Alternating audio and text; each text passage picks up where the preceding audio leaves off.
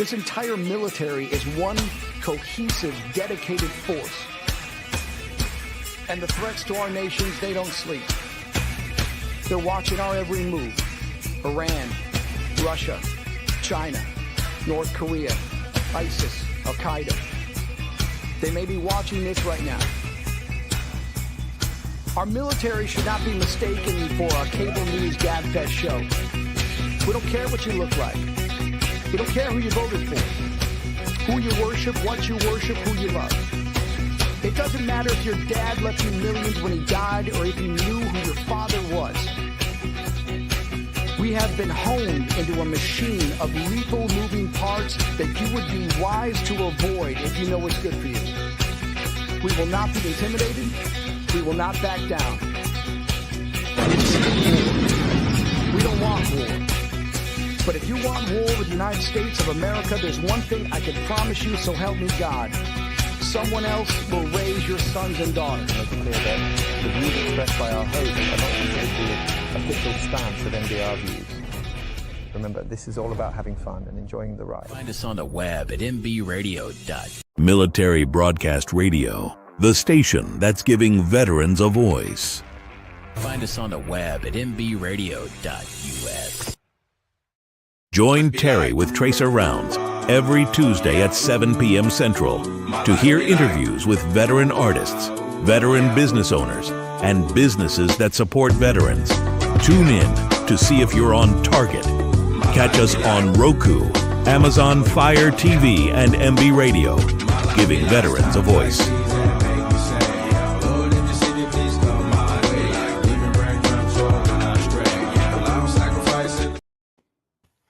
Hi, welcome back to Tracer Rounds. I'm Terry, your host, and in studio tonight with me is Robin Hairston, and he is with the Blue Mountain Tribe Band, and I'm so excited for him to be here. You don't even know. I have been waiting for a whole week, just chomping at the bit. So welcome, Robin. I wanted to kind of talk about your military service because you are a veteran, and I know you have two different branches that you served in. So can you tell us a little bit about your service? Yeah. First of all, Terry, I'd like to say I'm so excited about being here. And that opening I just seen gave me chills. That was fantastic. That was a fantastic thing. Well, I served 10 years in the Marine Corps, and I got out and I did 10 years in the National Guard. And I wanted to stay in, but the Marine Corps really kicked my butt and I needed a vacation. You know, Right. how tough the Marine Corps is. In the Marine Corps, I was 58 military police Okay. and cross-country chaser. And it was very interesting. So I did the 10 years in the Marine Corps because a cross-country chaser, I don't think they have them anymore. I would travel all over the United States from Quantico, Virginia. I was in Quantico, Virginia, and I'd travel all over the United States picking up prisoners, bringing them back on civilian aircraft, and bringing them back to Fort Leavenworth or Quantico to be processed. It was the most scariest thing that you could imagine because a lot of these guys were in there for murder. They went to a civilian jail, and the military had to go pick them up out of civilian jails. Some of these guys were Vietnam vets that just lost it, and I would have to handcuff them and take them from whatever state I was in all the way back to Quantico, Virginia, on buses and trains, and it was a very, very stressful job doing that cross-country chaser. So I got out of the Marine Corps, and then Desert Storm broke out, and I wanted to serve our country. So I was in the National Guard. I was in the reserves already. So I was in the National Guard, and I was field artillery. I was a 13 Bravo. Okay. They called us cannon cockers. If any artillery people are out there, 13 Bravo. And I cross-changed into an 88 Mike, which is a truck driver, Yeah. because we had to transport all the 109 howitzers and all the ammo and the 5.48s. That's an ammo carrying vehicle. So, but what's really ludicrous is the 10 years that I spent in the National Guard, I spent more time being activated than being in the Marine Corps. Wow. I was activated to the 1991 earthquake, Northridge earthquake, and our unit was sent there. Then I was activated to the Rodney King riots. That was crazy. We were the first military unit to respond to that, and it was horrific. The streets were burning. The gangs were taking over. They put us on a bus. They gave us one bullet each.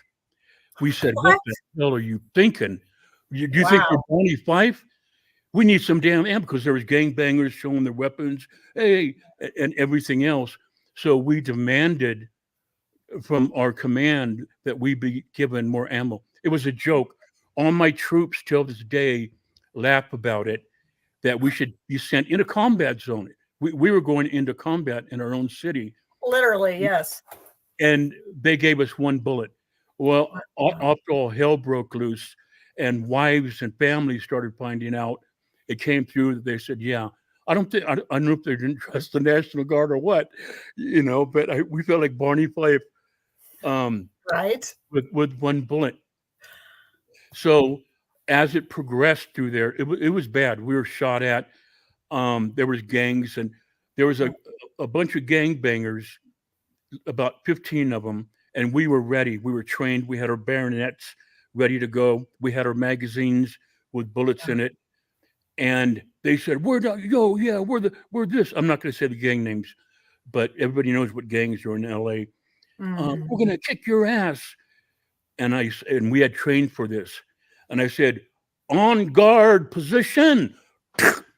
We all took our M16s or our bayonets, and we dipped the death march forward. And we were lined up against the whole street, and all these gangbangers were standing there pointing their guns, and we cleared out the whole city, and there was no cops to be found. The police, they were overwhelmed, the police department, and that's why they called in the National Guard, was because they needed the National Guard there with our training and our weapons and our communications and everything else. After that, I was I got sent to Katrina, Hurricane Katrina in New Orleans. Terry, that was the most saddest thing that you could imagine. Yeah. Our mission was to pull people out of rivers, dead bodies, babies in rivers. Wow. I got more PTSD from being at Hurricane Katrina than anything else I ever did. Not only did we had to fight the bad guy, the people robbing the stores and everything else, we had to walk in wastewater where all of a sudden a body would pop up right there next to you. We were the first boots on the ground for Hurricane Katrina too. So, and when we got home, all our uniforms, all the wives and families, when they took our uniforms, they said the uniforms are literally moving with disease and fungus and maggots, our uniforms from what we've been in, and everybody got sick and everything else. So those are some pretty bad things. Yeah, But I survived, definitely. and I survived, and I'm proud of what I did to defend our country, not only on our own ground, on those activations. And that's what the National Guard did, was defend our country on our home turf. Wow. That's I responded to a couple things in New Orleans too, but I didn't see anything like what you did. I mean, when I deployed there, I was part of the DoD response in FEMA. So we ordered all the equipment to come in, and we did that piece of it, but we never really put boots on the ground or anything like that. I mean, the people that we were sending in did, but we didn't. So I can only imagine. Yeah. Well, thank you for your support, young lady.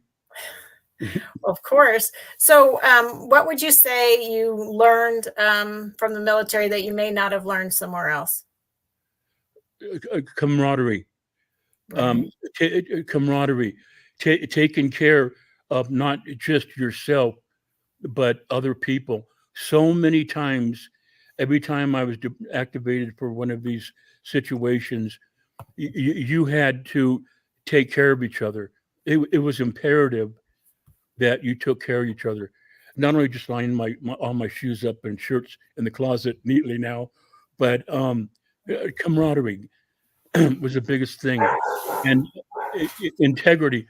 All our dogs are barking. Yeah, I've got some barking too. I think Amazon is here. So all the listeners, we got a house full of dogs. Sorry about that. Yeah.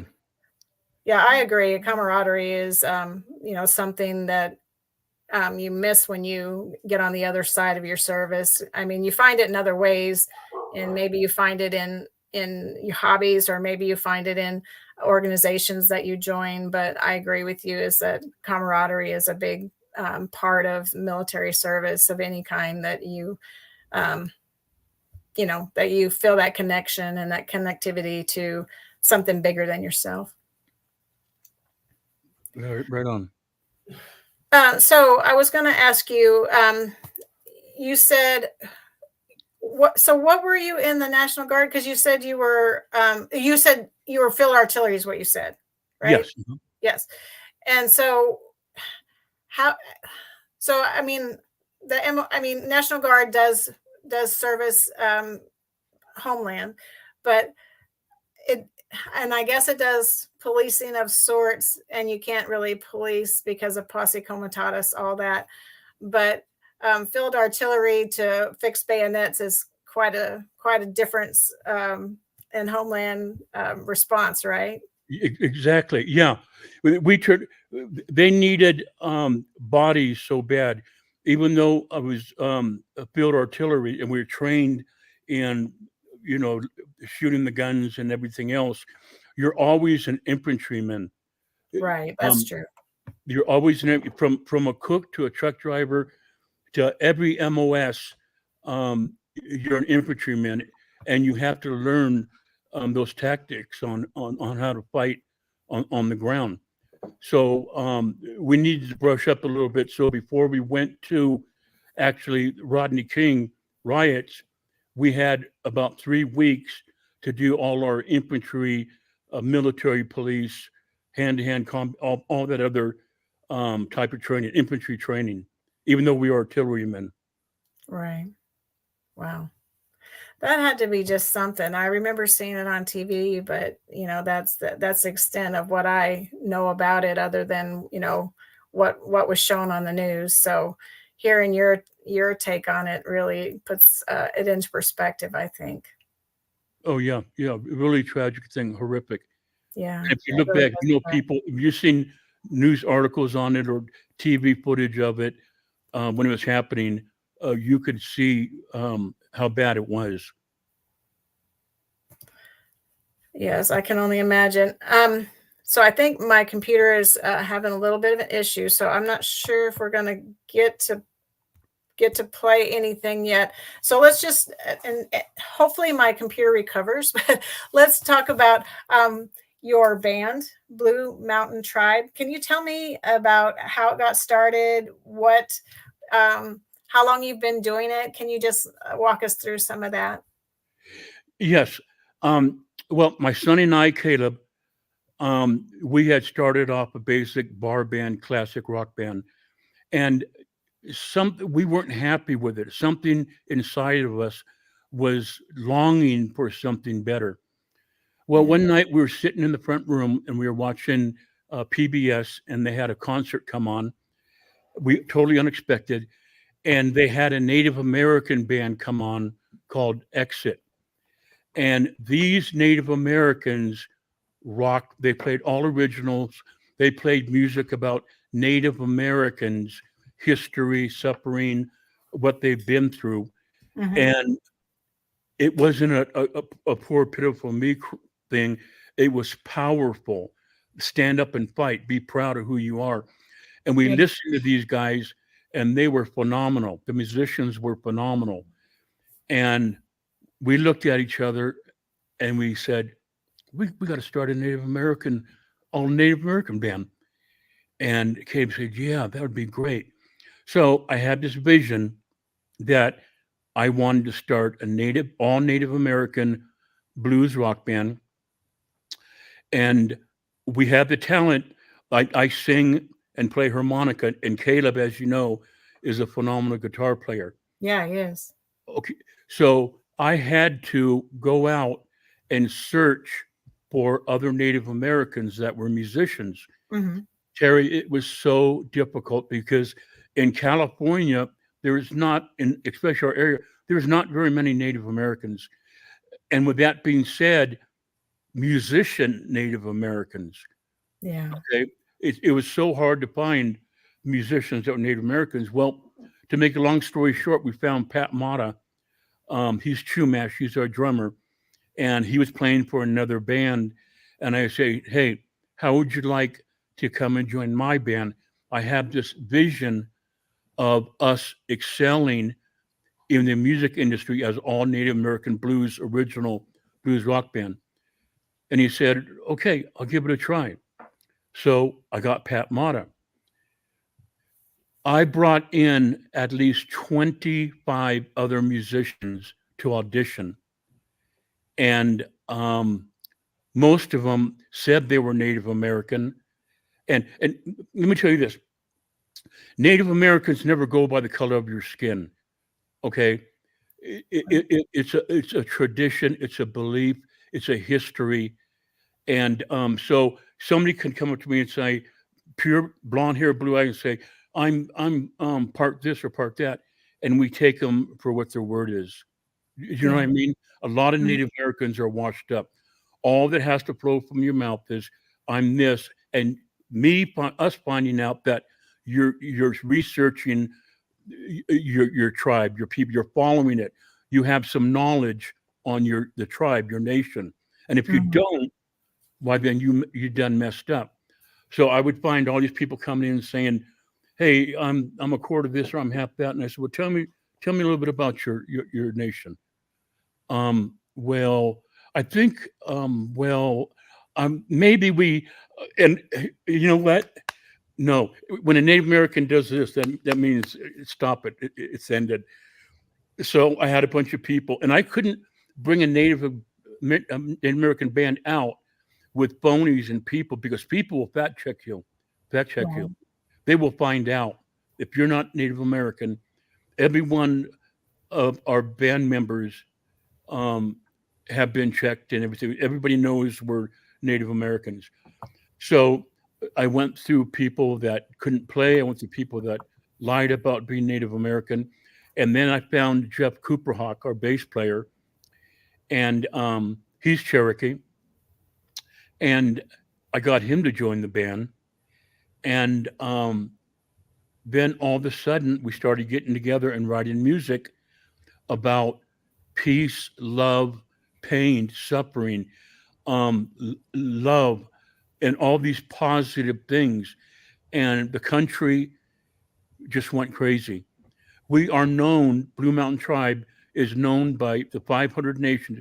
Every nation, when I say nation, that's tribe, we use nation. Right. Yeah.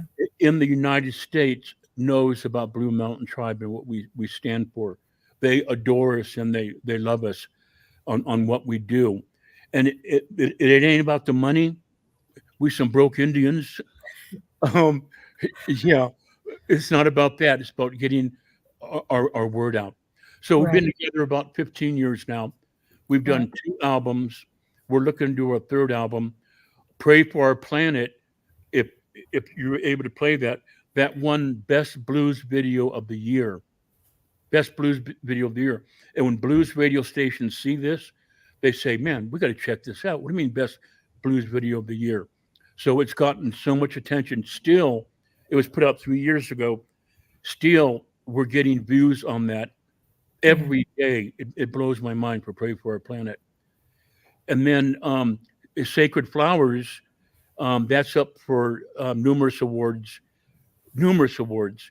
And that's about the lost Native American indigenous women who came up missing. And so we really love Sacred Flowers. We've got it in a few film festivals, Native American Music Awards. We got that up there. So we're hoping that Sacred Flowers really, really kicks off like we want it to do. Yeah, I love both songs, but when I played Sacred Flowers, I saw all the statistics that play before the video, and I was really shocked at the numbers that were listed there, as far as missing Indigenous females, girls, women. It really surprised me, and it really seems to be a real issue that just isn't talked about enough, I think. Yeah, yeah. And Bonnie Mata, that's Pat Mata's wife, and Karen Altman, that's Michael's wife, they both wrote that in the back of a tour bus, girl. Wow. On the back of a tour bus. And they Pretty sat, good. and I don't know how it ever came up. They started talking about Indigenous women, and one of them said, "Hey, let's write a song." They wrote the song in the back of a tour bus, and now look where it's gone. Right. Yeah, no, that's amazing. So I think we're going to keep talking. I am going to try to hit a refresh on the screen and see if I can get it to play the video so that we can hear it, because I really want to play it. But in the meantime, I did want to ask you, I know you said your inspiration was from a band that you heard. Do you draw from anybody else? Because I kind of heard a little bit of other things that seem familiar to me. So were there other inspirations that you used, especially in the harmonica playing? Because I heard a little Blues Traveler and some people that really do really well on the harmonica like you do. And I love your singing as well. But I was just kind of curious if you kind of draw from any other bands. Yeah, good question. Yeah. Okay, this is going to blow your mind, Terry. This is funny. I was brought up in the 60s. Yeah, I'm old. With Jimi Hendrix and Janis Joplin and the Doors. That's what we all listened to. And for some reason, I was attracted to old Muddy Waters Okay. and Howlin' Wolf and all these old blues artists. And people said, "Robin, you're crazy, man. What do you like that stuff for?" And I was attracted to it. I'd rather listen to Muddy Waters than any of the other classic rock bands. And people always joked around about that with me. So I heard John Mayall. Here's your answer to your question. Okay. John Mayall was a harmonic. He just passed away last month. John Mayall, who's my idol. And I heard John Mayall play, and it was just incredible. So till this day, when other harmonica players hear me, they say, "Robin, I could hear some John Mayall in you." Of course, you dummy. That's who inspired me. So it was John Mayall. But what really happened that changed my whole life on harmonica, you're going to love this story. Remember I told you I was a cross-country chaser Yes. in the Marine Corps, and I used to transport prisoners all over. Well, I picked up this prisoner, and we had to get through this alley to get to our Greyhound bus to get to the airport. This alley was known for, I think it was in New Jersey, for drug dealers, gangs. It was horrible. You can look down the alley at the opening and see people bouncing off the walls. I had to go through this. I couldn't go around the skyscrapers around the whole city because we would have missed our bus. So I had the prisoner handcuffed, and I said, "We got to go through this alley." He said, "Sergeant Hairston." No, I was a corporal then. He said, "Corporal Hairston, we're going to get killed." "No, I know about this alley. You can't take me, a handcuffed person, through that alley." I said, "I have no choice. We can't miss our bus. We'll be stranded for days." So we start walking through the alley. I got him handcuffed. And you could feel people grabbing at your ankles. "Help me, I need some drugs." And they're grabbing at your ankles, and people are coming at you and everything else. And I'm pushing, and I had a 45 on me, so I wasn't scared if somebody came up with a gun or a knife. But I knew I had to get through this whole alley and deal with all these people. Well, as we get halfway through the alley, Terry, I hear the sound of a harmonica. And it was the most beautiful harmonica sound you could imagine. Oh, wow. And it was coming from 10 feet from me in the darkness. And I walked up and I heard John Mayall, but I didn't know how to play the harmonica. I just liked the sound. And I walked up and I looked down, and there was a black man laying there. He had one eye, the other eye was infected, and he was laying there and he was playing the most beautiful harmonica you could imagine. He was making it cry. He was crying through this harmonica. Yeah. And I looked down, I said, my God, if he can play that good and be here, just think what I can do with that instrument. Right. So I heard him, and that inspired me. Here's where the creator came into be, is we got through the alley, and as soon as I got through the alley, guess was on the right-hand side building, a music store. Oh, wow. Walked in the music store right there. As soon as I got out of the alley, walked in, and I said, I want to buy a harmonica. And they said, what key do you want? I said, I don't know. I just want to buy a harmonica. They said, we'll give you a key of C, because that's what it starts with. So I said, cool. So I bought it. Terry, I literally drove everybody friggin' nuts on that bus. And I was trying to play it and learn it, and people were yelling and screaming at me, you suck. What are you doing? And I spent the whole trip, and that prisoner wanted to jump out the window. Oh, no. It was so horrible. But after years and years of practicing, I got better and better and better on it. Wow. That's awesome. Yeah, you're really good, because I hear it in several of the different songs I was listening to over the weekend and just today. And I'm, like I said, I'm really impressed with your music, and then with your message too, because when I listened to a bunch of the different songs, I really got a visual of what you were singing about. Like, it really resonated with me, and I could really visualize the situation or put myself in that space and time. So I know that, some of your inspiration is evident by the song titles and the content, but where do you find your most inspiration for songs? The creator. I don't want to sound religious or anything else like that. Some people don't believe in the creator. I'm not shoving that down the throat, but I'll go out in the backyard and I'll sit there, and I'll just feel this inspiration, and it helps me write. That's awesome. Well, a lot of your videos are outside in nature, and that seems like the perfect place to really kind of take everything in and kind of really be one with whatever you're doing, because there's no other distractions, I think. But I was going to ask you, what was the craziest thing you've done in your music career?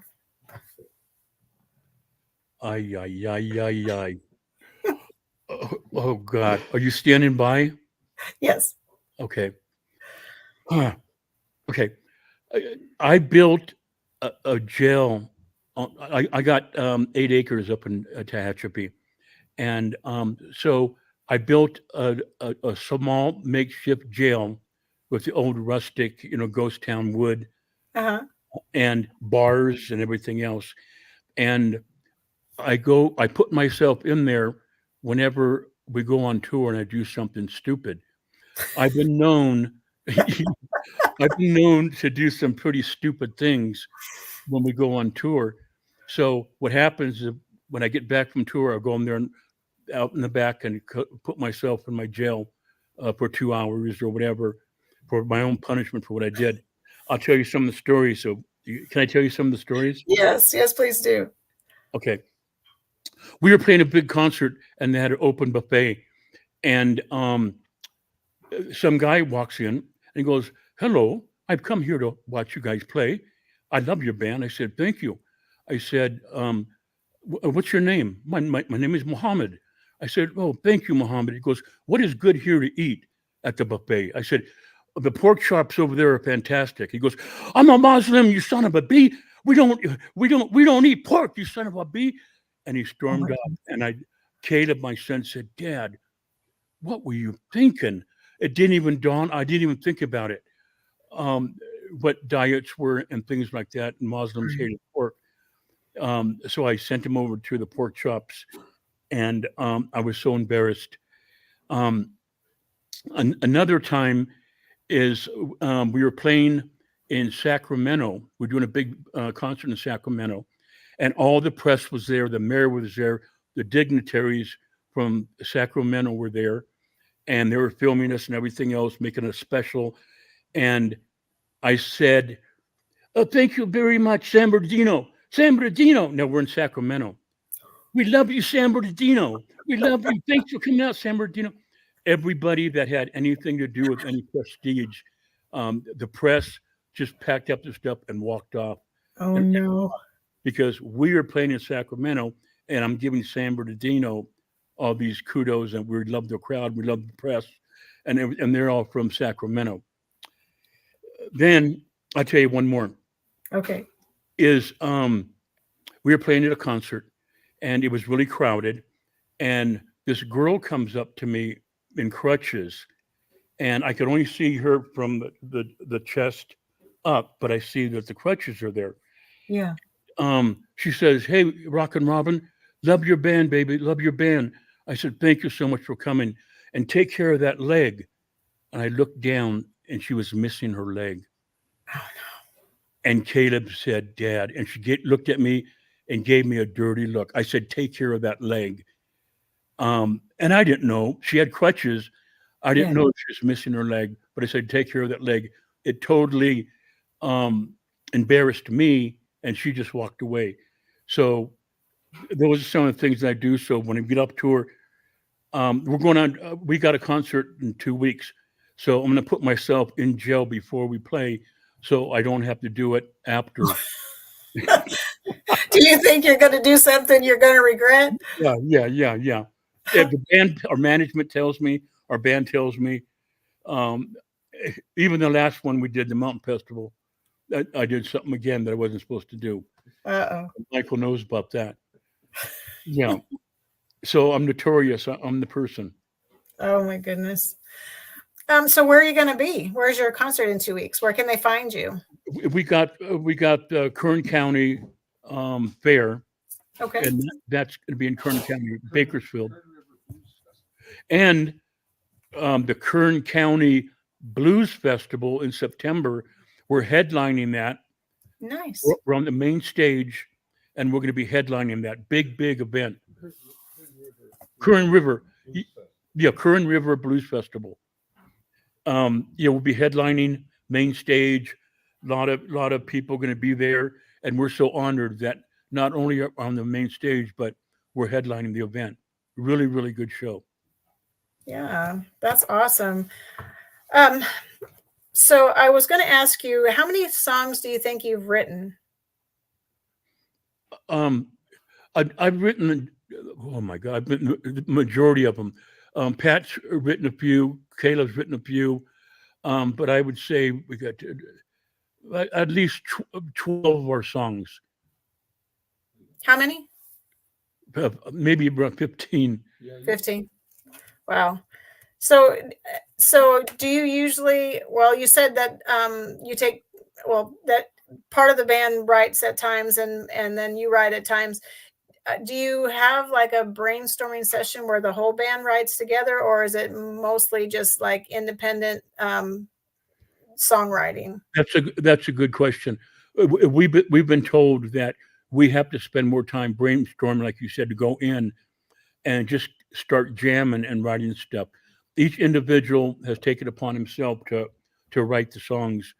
I have, Caleb has, Cooper Hawk has, and Pat has, and but now we've been told, and other people think it's a good idea to just go in there and start just jamming and write. Hey, let's have this word or that word, and writing the songs all together instead of individually.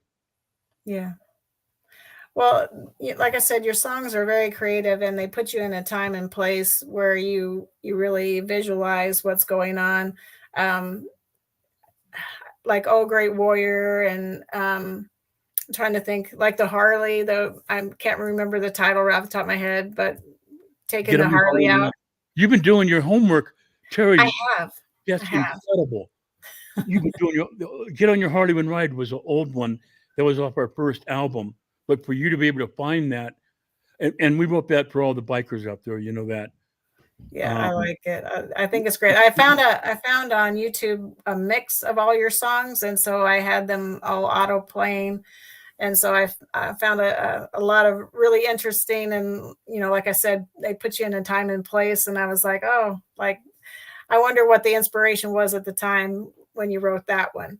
You know, it's kind of surreal, I think, kind of thinking back about how the song is developed and then how you hear it today, and you think about the time and place where it was written, and, you know, you just kind of feel like you're part of that. Yeah. And back in the 60s, I was brought up by bikers. I lived in Tahunga, and they used to park their Harleys in the front room and do their thing, their party and stuff like that. So I always had a love and inspiration for bikers. So if we have any biker listeners out there, check out Get on Your Harley and Ride. Yeah, I think you'll think it's cool. Yeah, I think it's pretty cool. So I'm still stuck here on this screen, and so I don't know if I'm going to be able to like refresh the screen so we can play a song or not. So it's just not moving for me. But I'm going to try to take a quick break, and I'm going to take us down off the screen if I can, and then try to refresh the screen, and then we can come back and we can hopefully play a song and kind of wrap up our conversation. So let me see if I can do this real quick, and then we'll be right back. So hang on, listeners. Okay, peace.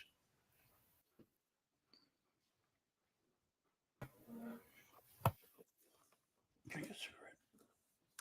Dude, Michael. Shaking like a leaf.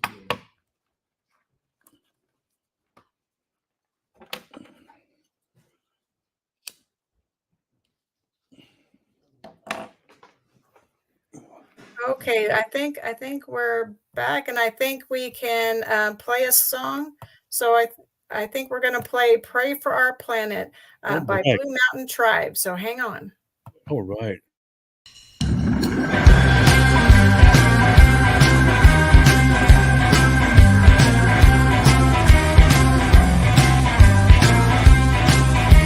The land is sacred.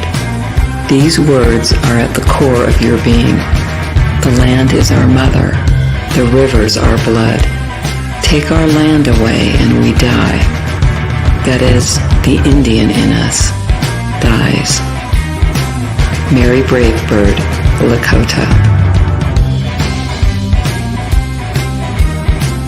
Pray for our planet. Something's going wrong. Pray for our planet. Something's going wrong. Coal mines compromise the dripping her skin.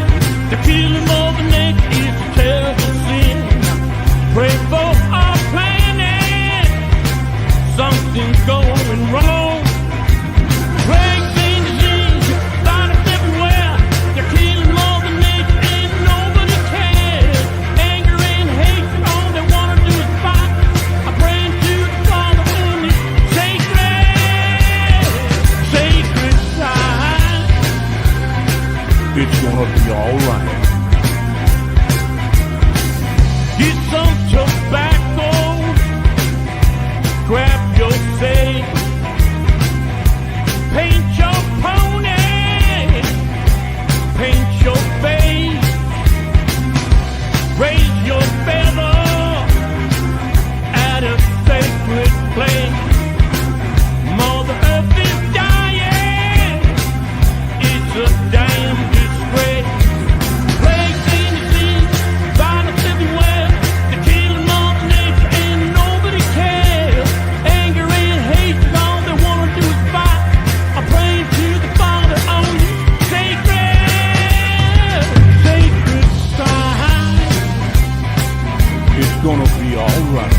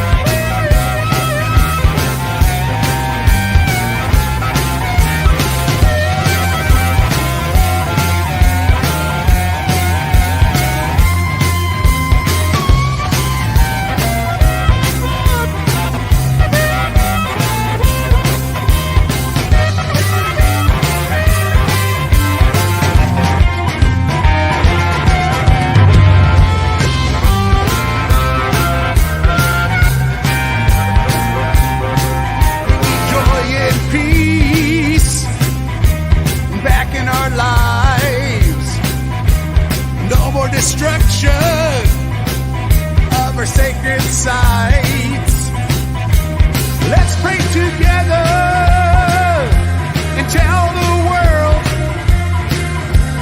no more hatred and no more lies.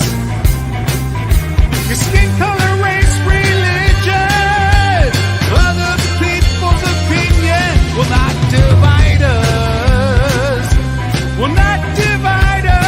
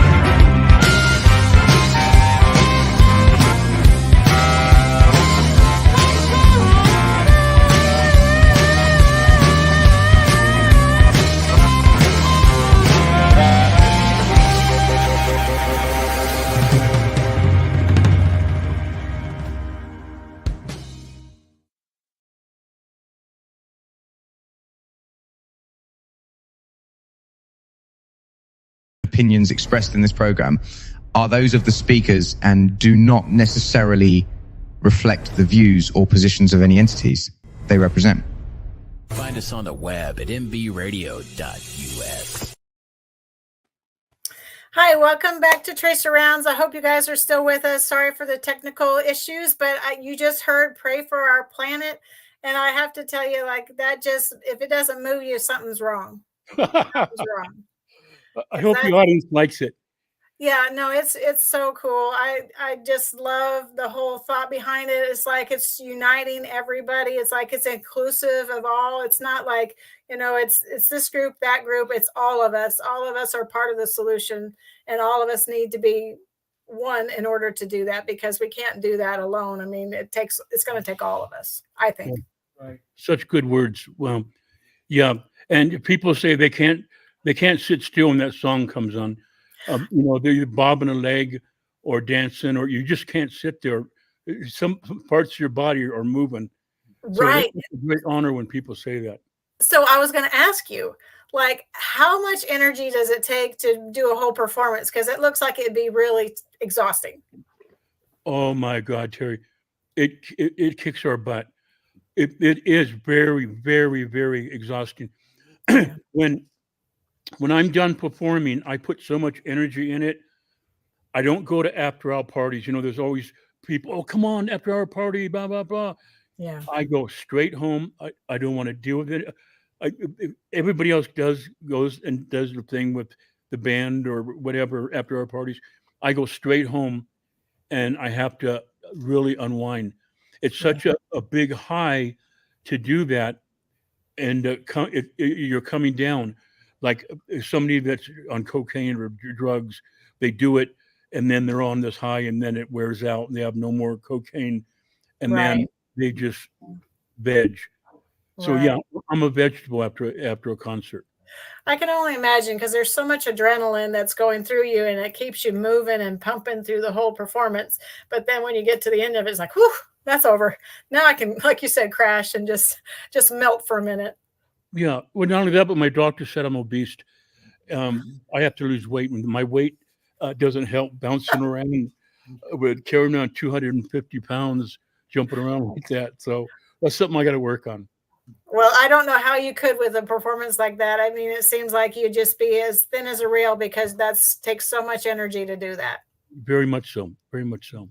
I was wanting to hurry and play Sacred Flowers before we get off the air, because since we were kind of delayed and we had to keep talking, I do want to get this in, because I do want people to see the statistics about Native American women that are missing or murdered. And so I really do want to play that too. So we're going to go to the Sacred Flowers by Blue Mountain Tribe, and you're going to hear that, and then we'll be right back. Here we go. All right.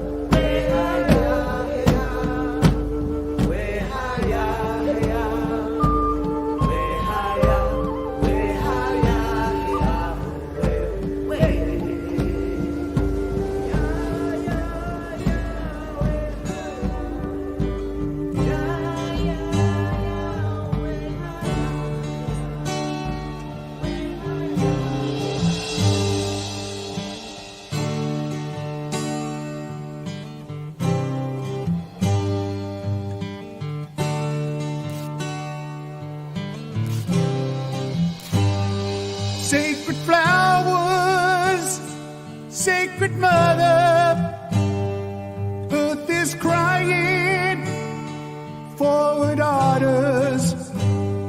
Sacred flowers, Sacred Mother, earth is crying for her daughters. Where have you gone? Who took them from us? Who stole them from us? Sacred flowers.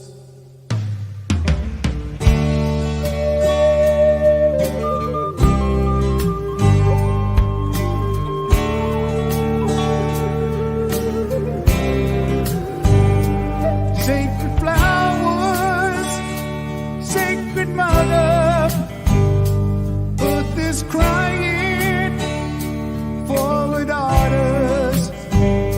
Sacred flowers, Sacred Mother, earth is crying for her daughters.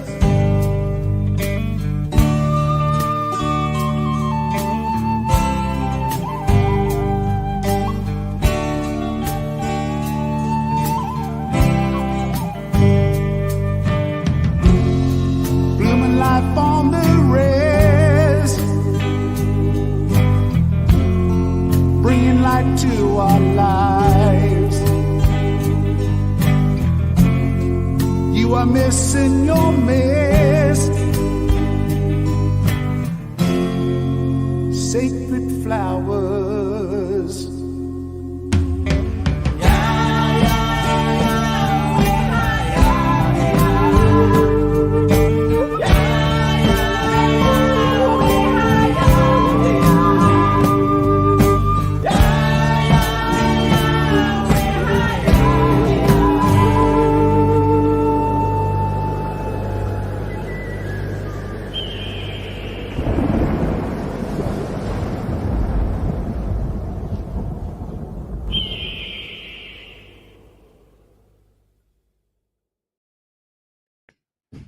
Welcome back to Trace Arounds podcast. And in the studio, still with me, is Robin Hairston, and he is with Blue Mountain Tribe. And we just heard Sacred Flowers, one of their songs that's won numerous awards. So I have to tell you, like, every time I see that, I just like, it brings definite emotion because it's so poignant. Like just seeing the still water and seeing the canoe and seeing the rowing in unison and then seeing the photos of all the different lost family members. It's just, you know, like it gut checks you, I think. If it doesn't, I don't know why it doesn't. Right. Yet, Terry, there isn't one Native American family that we've contacted or seen this that cried through the whole thing. Right. Even if they didn't have missing children, they could show compassion and for the people that did lose their children, their women. Yeah, I'm hoping that, you know, with more education that and more awareness, maybe this number changes. You know, it's like, you know, veterans, they say 22 a day. Well, it seems like there's way too many Native American and Alaskan women being murdered or missing, and that number needs to change too. So we need to bring awareness to that as well. And that's the whole part of this video and this song is we hope people can see this, the pain and suffering, not just natives, but other people too, and say, hell no, we're not taking it no more. Let's do something with the law enforcement. Let's do this.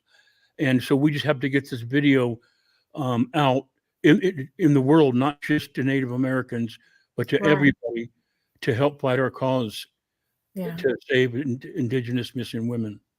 Yeah, no, I totally agree. So we've got about 8 minutes left. Is there anything else you want to talk about that we forgot or we didn't get to? No, the song "Pray for Our Planet," that was Chief Orville Looking Horse, is the most highly respected chief in the whole country. Every Native American knows about Chief Orville Looking Horse. During the COVID pandemic and the riots in the streets, the world was just turning into a horrible place with all the disease and the fighting and the wars and the anarchy. So Chief Orville Looking Horse knew about Blue Mountain Tribe because we were Native American winners at the Vietnamese Native American Music Awards, and he always listens to all the winners, and he fell in love with us. So he sent me a memo saying, "Dear Robin, is there any way that you can write a song about what's going on in our planet?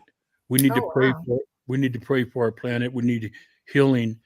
And so that's what inspired me, Chief Orville Looking Horse, and what was going on.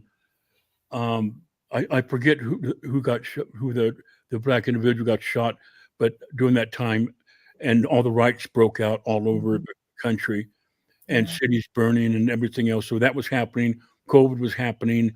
Wars were starting to break out overseas. So just the whole planet was not looking good. Yeah. So usually it takes a songwriter hours and hours or days or weeks to write a song. I wrote the whole thing in 1 hour. Did you really? I got my sage. I saged myself. I got my drum. Boom, boom, boom. I started going, yah, hey, yah, hey, yah, hey, and singing. And all of a sudden, all the words came to me in 1 hour. I had it written. I ran into Caleb. Caleb, play this part. Caleb, no, Dad, don't tell me how to play it. I'm your guitar player. I'll play it the way I want. So Caleb wrote the melody for it. I'm glad he did because he made it a rocker. You know, he added in all of his rockin' versions. Yeah, wow. That's amazing. I mean, that all the different components to that song, and you wrote that in an hour. I just can't even imagine. Yeah, and one more thing. I'm not putting him on the spot, but I got our producer. I just want him to tell me anything that I'm forgetting. Is there anything I should say to our audience? You're fine. I don't know. Everything's local here. That's kind of cool. Everything's we're all in touch. We're all in touch. We're all close. We're all local. But listen to this, Terry, in the audience. I was more nervous with my producer, Michael Altman, standing here than dealing with you and pre-production. He's a taskmaster, is he? I'm ready for NBC. I'm ready for CBS. I'm ready for Oprah. I'm ready for all the major talk shows now. There you go. Sign him up. Hit him up. BlueMountainTribe.com. There you go. Yeah, no, I encourage the audience to go and check out your videos, check out the mixes on YouTube and on your website, and download some and get some merchandise. I ordered me a shirt. I can't wait to get it because I'm gonna rep the brand because I'm excited for it. So yeah, I'm really excited to. Hopefully you come to this part of the country because I'm in Texas and he's in California. So maybe we can meet in the middle. Maybe when you go back to Arizona or something, I can make it that way because you performed in a big tribal event out there, right? Yeah. Gathering Nations. But yes. We'll keep you informed. But two other things. I would love for you to tell your audience to follow Blue Mountain Tribe on Facebook. Yes, do. And also on Facebook, we have a GoFundMe zone. GoFundMe for the band because we have to do our next album, and it's very, very expensive to do. And the band is going to try to put in as much money as possible, but we some broke Indians. and so if anybody wants to help, go to Facebook and go to our GoFundMe page and put in whatever you want, $1, $5, $10, $10,000. No, I'm just kidding. Right, there you go. Yeah, so that would be super cool. So I just want to close with that. Follow us on Facebook also. On Facebook is our GoFundMe. And you can learn a lot from our Facebook page also. Yep, and the website. I've learned a lot. Yeah. let's see, what else? I was going to ask you one more thing. What was it? You said your third album was dropping. How many songs are going to be on that third album? It's going to be 10. 10. Okay. 10 songs. Yeah.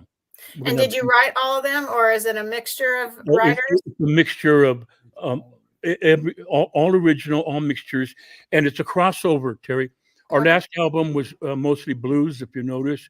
We're going rock. We're going a little bit more rock and rollish on this next album. Because people from the music industry are saying, hey, you guys are ready to cross over. Yeah. Just like in the movie Selena, remember she was singing all the Spanish songs and Yes. they said, hey, it's time for you to cross over. Mhm. So that's what we're going to do. We're going to go rock and roll. So don't be surprised if you hear some rock on our next album. I will be listening, I promise you. Well, we're going to have to go, but I wanted to thank Robin for being here in the studio with me tonight. And I want to thank our MBR listeners, and I want to thank MBR for giving veterans a voice. We gave our veteran here a voice tonight, and we look forward to hearing more from you. Thank you, Robin. We salute our veterans. All right, Teresa Rounds out. Ladies and gentlemen, thank you for tuning in to Military Broadcast Radio. As we wrap up today's show, we want to remind you that the podcast of today's episode will be available right after we go off the air. So if you missed any part of the show or want to listen again, be sure to check it out. And remember, we're here to support and honor our veterans. Your stories and experiences matter, and we are committed to giving you a platform to share them. That's right. We're here to give our veterans a voice. So don't forget to catch the podcast and stay connected with us. Giving our veterans a voice.